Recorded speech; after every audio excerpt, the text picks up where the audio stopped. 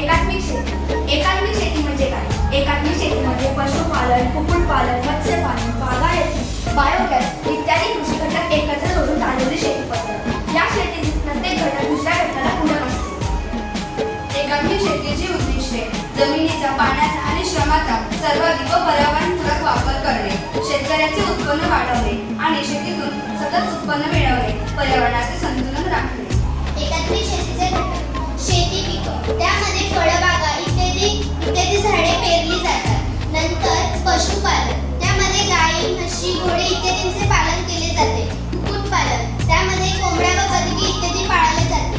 नंतर बायोगॅस, ह्यामध्ये कचरा व प्राण्यांचे शेण यांचा वापर करून इंधन तयार केले जाते.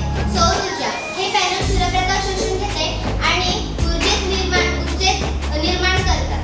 नंतर हरितगृह, हे हरितगृह म्हणजे वनस्पतींच्या संरक्षणासाठी आणि वाढीसाठी तयार केलेले पारदर्शक घर होय. फायदे: उत्पादनात विविधता येते, उत्पन्न वाढते, शेतीचे खर्च कमी होते, रोजगार निर्मिती होते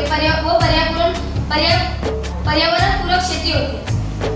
निष्कर्ष: एकात्मिक शेतीचे निष्कर्ष: एकात्मिक शेती ही शाश्वत विकासाची गुरुकिल्ली आहे. ती शेतकऱ्याला